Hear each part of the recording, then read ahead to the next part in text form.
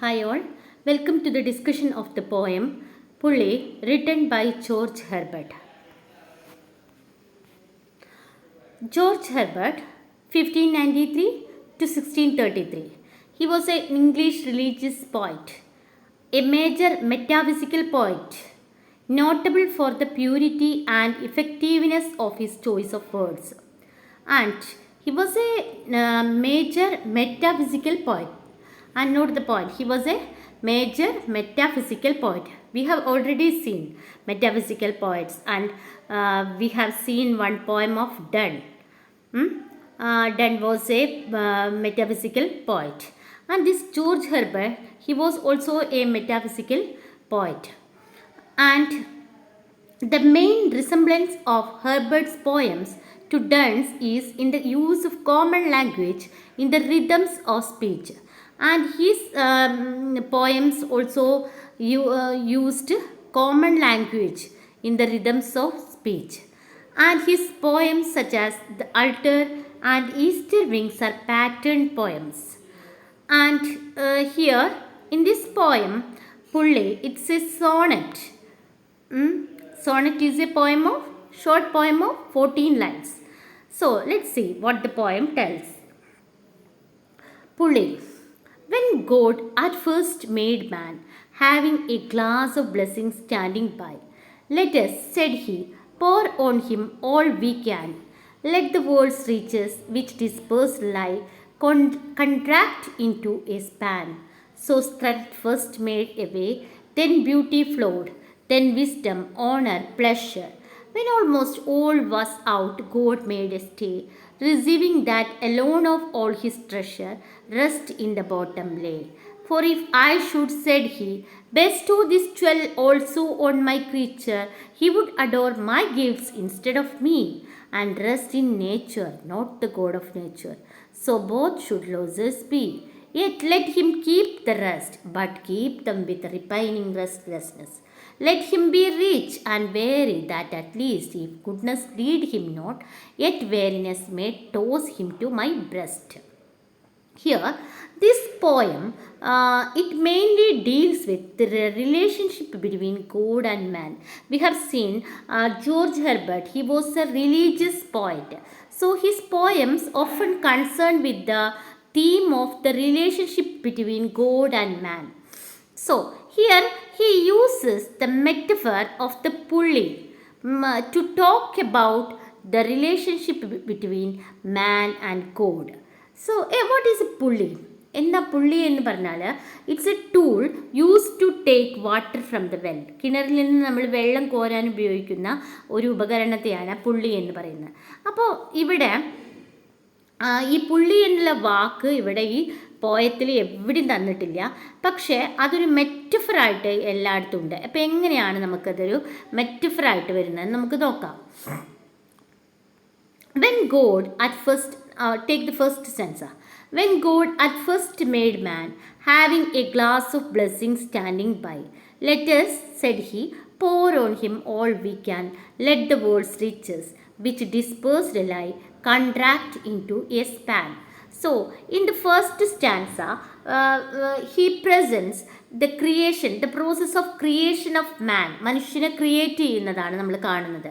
ഇത് the Christian story of creation of മാൻ, മനുഷ്യനെ create ചെയ്യുന്ന ആ ഒരു ക്രിസ്ത്യൻ സ്റ്റോറി, അതുമായിട്ട് അതാണ് ഇവിടെ കാണിക്കുന്നത്. എങ്ങനെയാണ് ദൈവത്തിൻ്റെ ഫൈനസ്റ്റ് ക്രീച്ചറായ മനുഷ്യനെ ക്രിയേറ്റ് ചെയ്തത് എന്നുള്ളത്. When God first made man having a glass of blessing standing by. അപ്പോൾ മനുഷ്യനെ ക്രിയേറ്റ് ചെയ്തപ്പോൾ ദൈവം തൻ്റെ കൂടെ എന്താ വെച്ചത്? ഒരു ഗ്ലാസ് ഓഫ് ബ്ലെസ്സിങ്സ്, ഗ്ലാസ് നിറയെ ബ്ലെസ്സിങ്സ് വെച്ചു. എന്നിട്ട് അദ്ദേഹം പറയാണ്, let's, Z he, pour on him all we can. Let the world's riches, which dispersed lie, contract into a span. അപ്പം ഇവിടെ പറയാണ്, ഈ ദൈവം പറയാണ് ഇങ്ങനെ ഗ്ലാസ് ഓഫ് ബ്ലെസ്സിങ്സ് അടുത്ത് വെച്ചുകൊണ്ട് ദൈവം പറയുന്നു, നമുക്ക് എല്ലാ ബ്ലെസ്സിങ്സും ഇവനിൽ വർഷിക്കാം. Let us pour on him all we can. Let the world's riches, ഭൂമിയിലെ എല്ലാ ഗുഡ് തിങ്സും വിച്ച് ഡിസ്പേഴ്സ്ഡ് ലൈ, അത് പല സ്ഥലത്തായിട്ട് ലോകത്ത് വ്യാപിച്ചു കിടക്കുന്ന എല്ലാ ഗുഡ് തിങ്സും it contract in to a span, ഒരു ചെറിയ ഒരു ഷോർട്ട് തിങ് ആയ ഈ മനുഷ്യനെ ലിമിറ്റ് ചെയ്യട്ടെ. കൺട്രാക്ട് ചെയ്യുക, അവിടെ ലിമിറ്റ് ചെയ്യുക, ഈ മനുഷ്യനിൽ ഉൾക്കൊള്ളട്ടെ. In to a span, span mean short thing. അപ്പോൾ ഇവിടെ മനുഷ്യനിൽ എല്ലാ ഗുഡ് തിങ്സും ആഗ്രഹിക്കുകയാണ് ദൈവം. അപ്പോൾ ഇവിടെ എന്താ കാണിക്കുന്നത്? The unlimited love that God has four man is revealed in the first stanza. Because here God made man the centerpiece of everything created by him by giving him all the riches and benefit that he does not actually deserve. എല്ലാ ബ്ലെസ്സിങ്സും എല്ലാതും മനുഷ്യന് കൊടുക്കുകയാണ്. എന്നിട്ട് ദൈവത്തിൻ്റെ finest ക്രീച്ചറായ മനുഷ്യനെ create ചെയ്യാണ്. Okay, അതാണ് first സ്റ്റാൻസിൽ നമ്മൾ കണ്ടത്. അപ്പോൾ നമുക്ക് നോക്കാം എന്തൊക്കെയാണ് കൊടുക്കുന്നത്. So strength first made a way, then beauty flowed, then wisdom, honor, pleasure. When almost all was out, God made a stay, perceiving that alone of all his treasure rest in the bottom lay. അപ്പോൾ എല്ലാം കൊടുത്തു കഴിഞ്ഞ് God who created every other thing for the benefit of man, എല്ലാ number of gifts കൊടുക്കുകയാണ്. Strength കൊടുത്തു, beauty കൊടുത്തു, wisdom, honour, pleasure, ഇതെല്ലാം ഓരോന്ന് വൺ ബൈ വൺ കൊടുക്കുകയാണ്. When almost all was out, എല്ലാം കൊടുത്ത് തീർന്നപ്പോൾ, എല്ലാം ഏകദേശം almost all was out, God made a stay, ദൈവം അത് തടഞ്ഞു. Perceiving that alone of all his treasure rest in the bottom lay, അദ്ദേഹത്തിൻ്റെ ട്രഷറിൽ ഒന്ന് മാത്രം, ബോട്ടം പറഞ്ഞാൽ താഴെ ഒന്ന് മാത്രം കിടക്കുന്നു എന്നാണ് കണ്ടത്. റെസ്റ്റ് മാത്രം കിടക്കുന്നത് കണ്ട് ദൈവം അത് തടഞ്ഞു. അതായത് ബ്ലെസ്സിങ്സ് കൊടുക്കുന്നത് നിർത്തിവെക്കുകയാണ്. God withholds very important precious gift, ആ ഗിഫ്റ്റ് ദൈവം അവിടെ നിർത്തിവെക്കുകയാണ്. അതിനൊരു ഉദ്ദേശമുണ്ട്, അത് നിർത്തിവെക്കാൻ. അതാണ് നമുക്ക് പറയാം എന്തുകൊണ്ടാണ് ദൈവം അത് കൊടുക്കുന്നത് നിർത്തിവെച്ച. റെസ്റ്റ് അല്ലെങ്കിൽ കണ്ടൻമെൻറ്റ്, സാറ്റിസ്ഫാക്ഷൻ എന്നെല്ലാം പറയാം. അതായത് സംതൃപ്തി, റെസ്റ്റ് അല്ലെങ്കിൽ കണ്ടൻമെൻറ്റ്, അല്ലേ? ഇതെല്ലാം ഒന്നാണ്. ഇത് കൊടുക്കുന്നതിൽ നിന്ന് ദൈവം പിന്തിരിഞ്ഞു. ദൈവം അത് മാത്രം കൊടുത്തില്ല. അപ്പോൾ ദൈവം അദ്ദേഹത്തിന് എക്സ്പ്ലനേഷനായി പറയാണ്, for if I should said he bestow this jewel also on my creature, he would adore my gifts instead of me and rest in nature not the God of nature, so both should losers B.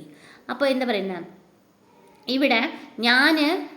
ദൈവം പറയാണ്, ഞാൻ എൻ്റെ കയ്യിലുള്ള ഈ important precious gift എൻ്റെ ഈ ക്രീച്ചറിന് കൊടുത്തു കഴിഞ്ഞാൽ എന്ത് സംഭവിക്കും?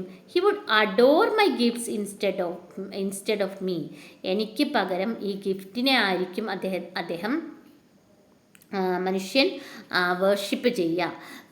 അപ്പോൾ ഇവിടെ man would turn his attention from God to nature, ഗോഡിൽ നിന്നുപരി മനുഷ്യൻ നേച്ചറിലേക്കായിരിക്കും മനുഷ്യൻ്റെ ശ്രദ്ധ. Ignoring the God of nature, അതായത് rest in nature not the God of nature. അപ്പോൾ എന്തോ ഒന്ന് കിട്ടാനുണ്ട് എന്ന തോന്നലാണ് നമ്മൾ ദൈവത്തിലേക്ക്.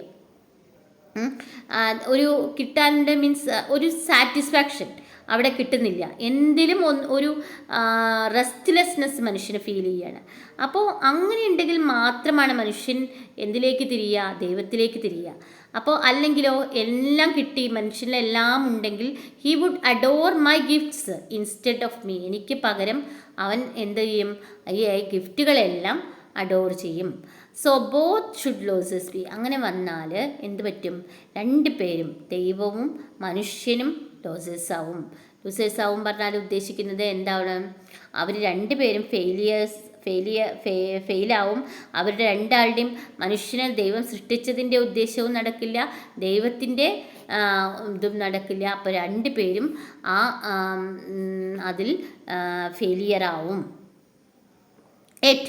Let him keep the rest, but keep them with repining restlessness.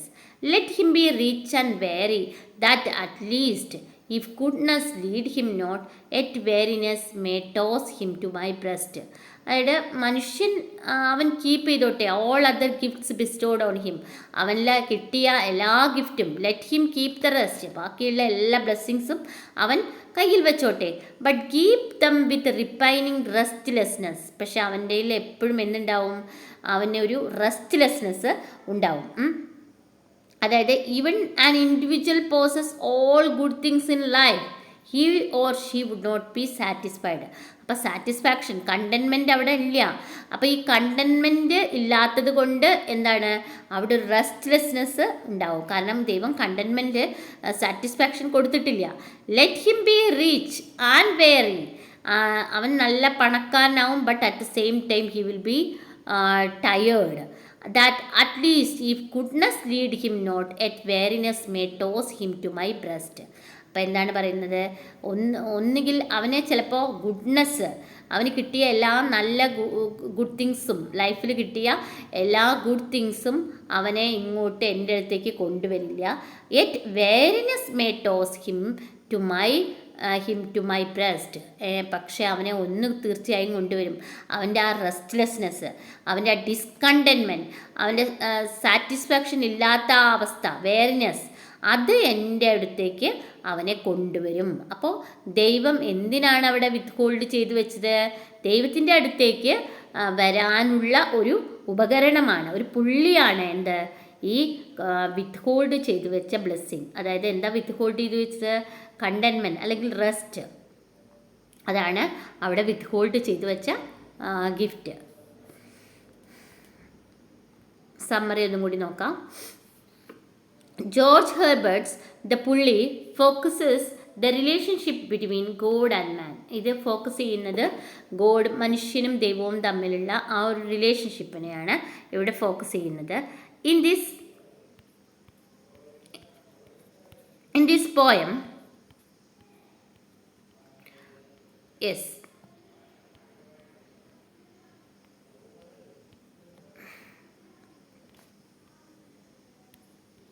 in this poem he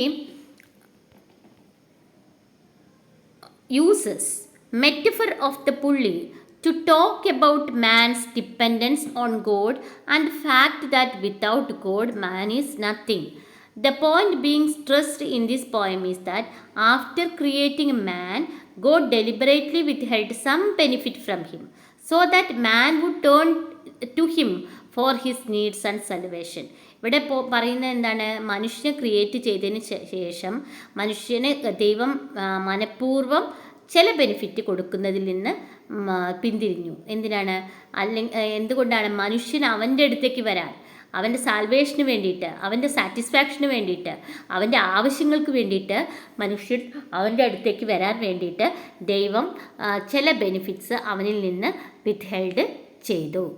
Implication is that man's yearning for these things lacking in his life would ultimately bring him back to God. അപ്പോൾ ആ ലാക്ക് ചെയ്യുന്ന സാധനങ്ങൾക്ക് വേണ്ടി അവൻ്റെ ആ restlessness, അത് അവനെ തീർച്ചയായും ദൈവത്തിലേക്ക് നയിക്കും. അവിടെ അപ്പോൾ പുള്ളി എന്ത് ചെയ്യാണ്, പുള്ളി എന്ന് പറയുന്നത് ആ വിത്ത്ഹെൽഡ് ചെയ്ത് വെച്ച ആ ഒരു ഗിഫ്റ്റിനെയാണ് പുള്ളി. ആ പുള്ളി ഉള്ളത് കൊണ്ടാണ്, ആ പുള്ളി എന്ന് പറയുന്ന അതൊരു ടൂളാണ്. ആ ടൂൾ ഉള്ളത് കൊണ്ടാണ് ദൈവത്തിലേക്ക് വരുന്നത്. അതാണ് ഉദ്ദേശിക്കുന്നത്. അപ്പോൾ ഇവിടെ ഫസ്റ്റ് പാർട്ട് ഒരു ക്വസ്റ്റ്യനാണ്. സെക്കൻഡ് പാർട്ട് എങ്ങനെയാണ് ആ ക്വസ്റ്റ്യൻ വർക്ക് ചെയ്യുന്നത്, ആ ഇഷ്യൂ എങ്ങനെയാണ് വർക്ക്സ് ചെയ്യുന്നത്, ദ ലാസ്റ്റ് ആണ് സൊല്യൂഷനുമാണ്. അപ്പോൾ ഫസ്റ്റ് പാർട്ട് നമ്മൾ കണ്ടു, ക്രിയേഷൻ സ്റ്റോറിയാണ്. സെക്കൻഡ് പാർട്ട് മനുഷ്യൻ്റെ ഇതെല്ലാം കൊടുക്കുന്നു, എല്ലാം ഓരോന്നായി കൊടുക്കുന്നു, ഒന്ന് മാത്രം വിത്ത്ഹെൽഡ് ചെയ്യുന്നു. തേർഡ് പാർട്ടിൽ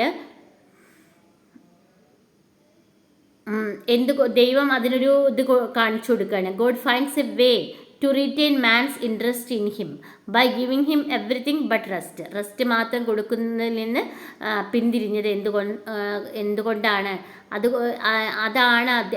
അതാണ് മനുഷ്യരെ ദൈവത്തിലേക്ക് നയിക്കുന്നത് എന്നാണ് പറയുന്നത്.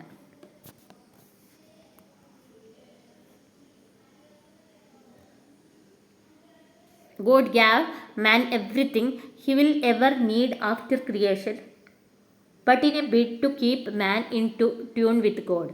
He bestowed weariness and restlessness on man so that man will always run to him for salvation. അപ്പോൾ ദൈവം വേറിനെസ്, റെസ്റ്റ്ലെസ്നെസ് എല്ലാം കൊടുത്തു. കാരണം റെസ്റ്റ് കൊടുത്തില്ല മനുഷ്യന്. അതുകൊണ്ട് തന്നെ ആ മനുഷ്യന് എന്ത് ചെയ്യും, അത് കിട്ടാൻ വേണ്ടി മനുഷ്യൻ്റെ മനസ്സിൽ എപ്പോൾ റെസ്റ്റ്ലെസ്നെസ് ആവും ഉണ്ടാവുക, റെസ്റ്റ് കൊടുത്തിട്ടില്ലല്ലോ, അപ്പോൾ റെസ്റ്റ്ലെസ്നെസ് ഉണ്ടാവും. ഈ റെസ്റ്റ്ലെസ്നെസ് മനുഷ്യനെ ദൈവത്തിലേക്ക് നയിക്കും എന്നാണ് പറയുന്നത്. ഓക്കെ.